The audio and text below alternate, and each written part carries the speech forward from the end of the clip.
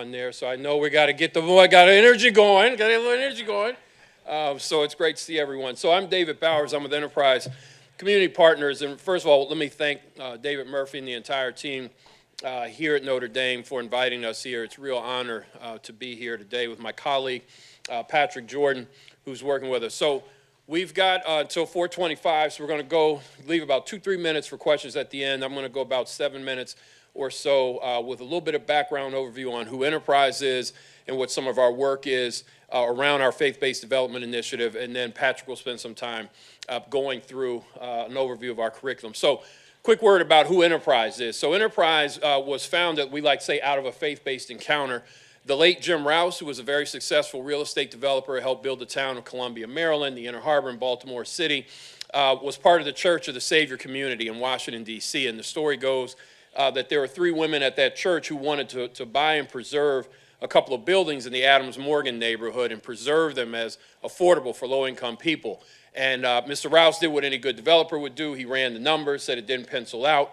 And I always say, never doubt the power of 3 women in a faith community. So they went off and raised and put down a non-refundable deposit on the building and then said to him, now what are you willing to do? And the story goes, it literally changed his life, where he thought, what if we couple for-profit business discipline with that commitment and faith to serve? So those buildings are still in existence today, 50 plus years later, as part of Jubilee Housing, which also grew out of the Church of the Savior community. So Enterprise, a national nonprofit that exists to make good home possible for millions of families without one. We really support community development across 3 platforms. We have a communities division, which is an owner-operator of over 12,000 affordable rental homes in the Mid-Atlantic region. We have a capital division that provides everything from pre-development and acquisition financing, permanent mortgage financing, low-income housing tax credits, new markets tax credits as well, and you see how much volume we have done. We also have what we call a solutions division, which I'm a part of, where we do policy work and programmatic work, including our faith-based development initiative. So the foundation of our faith-based development initiative, we like to say that this really started in 2006, but I really like to say it started in 1977, which is not on this slide, when I met the pastor who raised me in ministry, Reverend Dr. Joaquin Willis, who had a desire to do affordable housing development. And I saw him in his work at a new church start not have success with that. He was also the founding vice president of the Collective Banking Group of Prince George's County, which was a group of predominantly black churches that came together to look at using the platform of the church for economic empowerment. So I met, as I was going through undergrad and seminary, a number of clergy and churches who were looking at how to do development beyond the walls, ministry beyond the walls, some of whom own things like an entire shopping mall literally right across the road from where FedEx Field is today. So went up to, in 2006, as I came to Enterprise in 2004 and talked to our folks in our New York City office, who were engaging with a lot of houses of worship at really a very transactional level around projects, kind of underwriting deals and the like. So in Washington, D.C., had some conversations with 3 groups, including the head of the sociology department at the time, Dr. Sam Murillo at Georgetown University, later went on at Wesley Seminary, and also one of our local nonprofit groups that was dealing with a lot of public safety work, which was a collaboration between the Metropolitan Police Department and a number of houses of worship who were looking at public safety issues. Well, they started to look at as well that a lot of folks who were coming back from prison every year, one of their major barriers was a lack of housing, a lack of access to affordable housing. So they were looking at issues, we were looking at issues, and we all kind of got together and said, hey, let's start this. So here's what our goals are, and this is really important. We want, I call it the 3+1, right? We want to get new units of affordable housing and or community facilities developed on underdeveloped or underdeveloped land, and or, if you're in a place like New York City, airspace that is owned and controlled by houses of worship. And when we say community facilities, we're saying anything that is not just a sanctuary worship space. So when we talk about food care, healthy food deserts, affordable daycare deserts, the story just recently in the Washington Post about pharmacy deserts, right? So all kinds of community facilities that are needed out here. A second goal that we have here is expanding what we call, and I love the phrase that Patrick has helped us coin, equitable procurement opportunities for Black, Indigenous, people of color vendors. So if you've got a $50 million total development cost, pop quiz, how much money is going to be made by people on the street? $50 million. I was told there'd be no math in this session. All right, so $50 million. So if you have $50 million to total development costs, and that is everything from the caterer to the general contractor to the lawyers to the developers. There are all kinds of folks, to the title company, all kinds of folks are getting paid on the front end, right? The standing up of the building and once the building is operating. So a lot of people get paid on these projects. So one of the things that we're talking about more and more is being even intentional for those who care about this to provide more equitable procurement opportunities for those vendors. Then we also want to strengthen these neighborhood anchor institutions as houses of worship partner in the development process. When you go through the rigor of what we've heard from a lot of folks here today at the conference yesterday and today and tomorrow, by definition, you're going to get stronger in terms of thinking about your operations, who you are, what is God calling us to be, how do we grow into the next stage of what we're going to do. And then finally, I'd like to talk about the plus one is we were trying to build an enterprise program while nurturing a national movement that includes but is much larger than enterprise. So I was joking with a couple of folks earlier, Mark Elson, who you'll hear from right after this, and others, that there's almost like a cottage industry now, right, of folks who are doing this kind of work. 5-10 years ago, and we see some of us, right, on the circuit, right? 10 years ago, it was like nothing. I had a banker tell me about 7 years ago, Bowers, we can't even say the word faith-based within our bank. Well, about 4 years later, they were giving us a $250,000 grant to do a program around this, right? Enterprise institutionally in this space was kind of a unicorn in terms of national affordable housing groups doing this work. It's like McDonald's and McDowell's for anybody who's ever seen the movie Coming to America, right? So we're not the only one, and we shouldn't be. We don't want to be, right?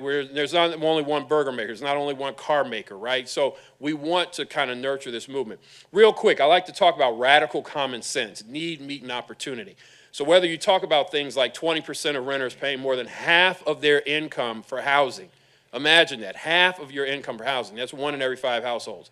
580,000 people in this, one of the richest nations in the world, how powerful we are. 580,000 plus of our fellow Americans go to bed every night without a home. 13 million plus live in a food desert. Half live in a child care desert. And yet here we are, potential. Houses of Worship, Urban Institute did a study in the DC metro area of just 800 parcels owned by land in several jurisdictions in the Washington, D.C. area. And they estimated between 43,000 and 109,000 units of affordable rental housing to be built on the land owned just on those 800 parcels. So I heard Maddie in a presentation up in Canada, actually. She talked about the Catholic Church being the largest non-government landowner in the world. Think about, in every community in this country, there's one thing you can guarantee there's probably there, a house of worship.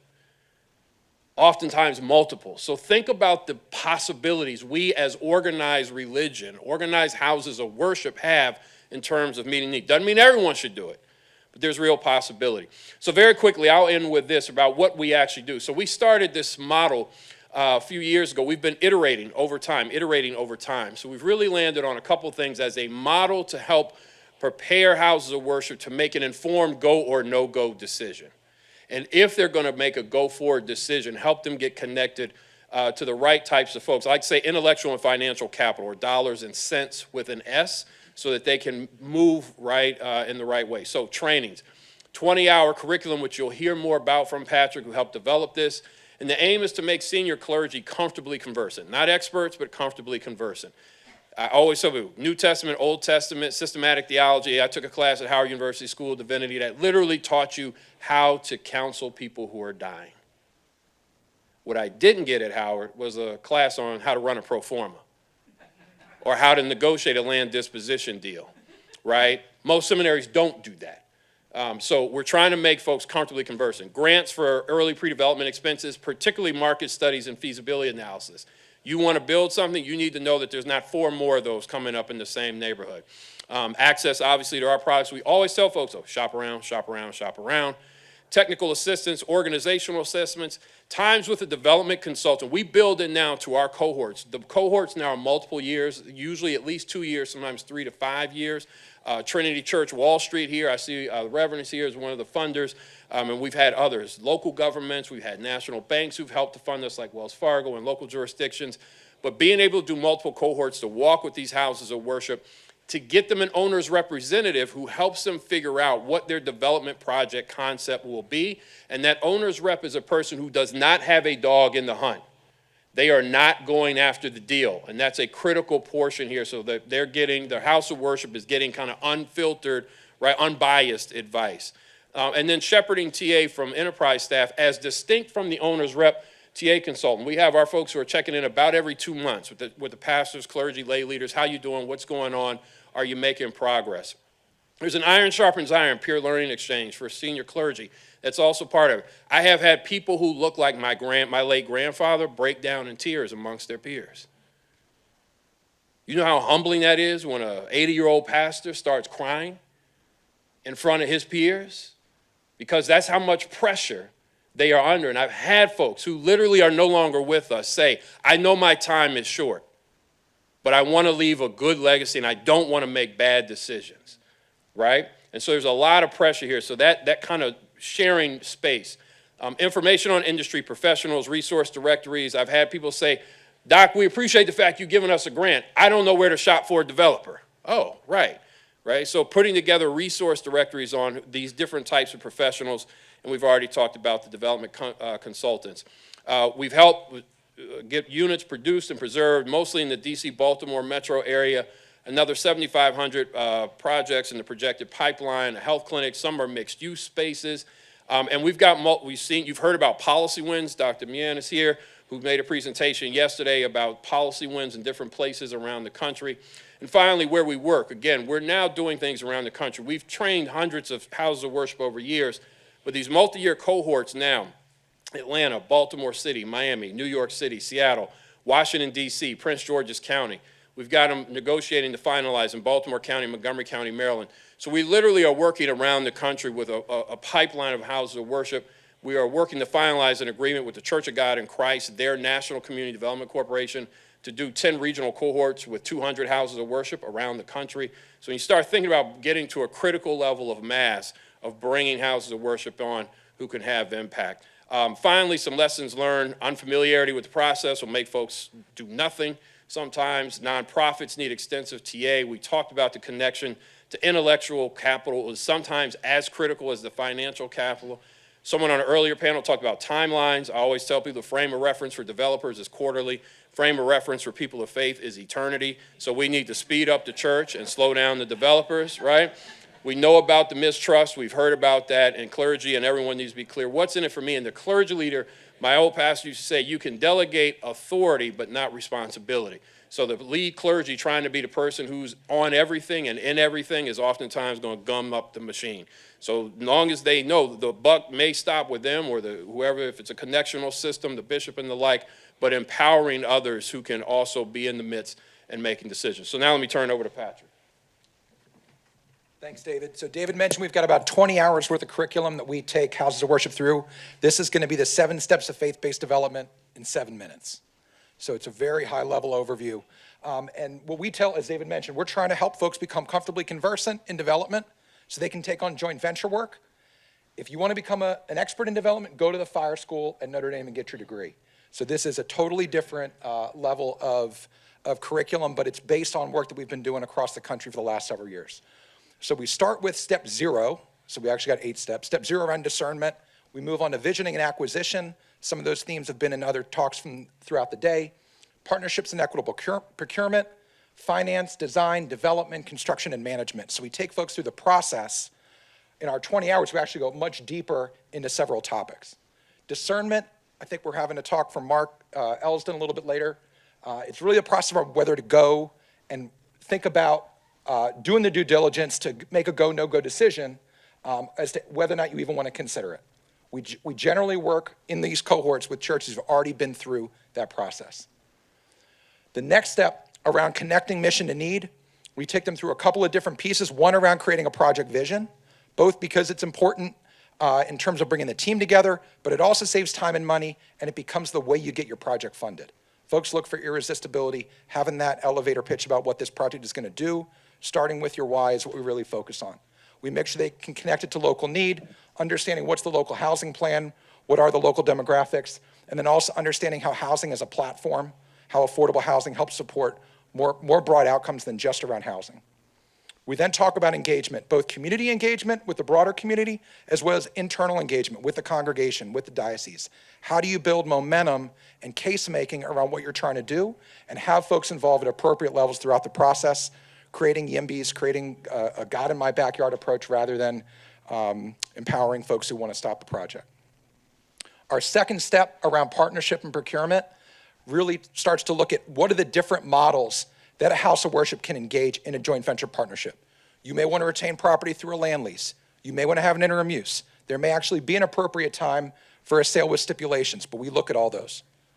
We also look at, as David mentioned, equitable procurement. How is that $50 million getting spent from the general contractor to the service providers that may be involved, to the property manager that may help perpetuate the effective use of this building throughout its life cycle. We take a look at much broader consultants than just the folks doing the general contracting work, as David mentioned, from the caterer to the attorney. We do a budgets overview in our finance. The idea is not to put a church in the position of putting together a development pro forma, but we don't want the first development pro forma they see to be theirs. So we work from a back of envelope estimate all the way through a full 15-year development pro forma so that they've got some level of expertise in the finance side. Then we look at 9 different core design principles. So Enterprise has been a leader in thinking about green design and resilience. So kind of like the lead for affordable housing is called Green Communities. We take a look and involve exterior, interior, and integrated work, thinking about design in those 9 dimensions. Next, we try and think about development. So getting all the way through the entitlements process and into being ready for construction. That involves basically answering a couple of questions. Can I take my vision? Can I afford to build it? Can I afford to operate it? We work backwards from the rents that it may generate to say, what does that rent generate in terms of what I can afford to pay in debt? How does that tell me how much gap I'm going to need to be able to develop this project? We also walk through what that process is going to look like from initial design all the way through getting your permits, bifurcated for both the entitlement perspective and the financial perspective until you can start construction. On the construction, we look at it from a phased approach, from pre-construction all the way through closeout, breaking out the tasks, deliverables, and milestones in each of those spaces, and we take a look at a lot of different construction options. Does this need to be a phased approach? Can we do new construction? Should it be rehab? Can I look at prefabrication, or is this a traditionally stick-built project? And then what are things like change orders and other construction terminology that I need to be aware of, even if I'm not the construction manager, if I'm going to manage the construction manager? We take a look at the core roles in operation. So once the building is built, it's not done. It's not going to be managed. It's not going to be both in terms of the property and in terms of the long-term financial health of the asset. And we got to be thinking about what service providers may be involved to help support the type of outcomes that parish may want to see. We take a look at lots of different service examples, from education to financial stability to resident engagement, making sure that loneliness is being addressed, making sure that there's access to digital literacy. We take a look across many different project types. We focus a lot on multifamily development, both on new construction and preservation, but we also look at single-family new development, single-family rehab, some mixed-use property and community facilities. So as we're wrapping up, these are some of the questions that we're often encouraging folks to think about. This is the list. I'm not going to read it, but it basically has to do with, do you have site control? Do you have your correct support? Do you have a real estate attorney? Do you have the things that you're going to need to be able to make an educated decision, to be successful with the project? A lot of the lessons we heard from those development experts in the prior session had to do with making sure you're coming in with answers to these questions. I think we've got maybe 2 or 3 minutes for questions before we wrap up.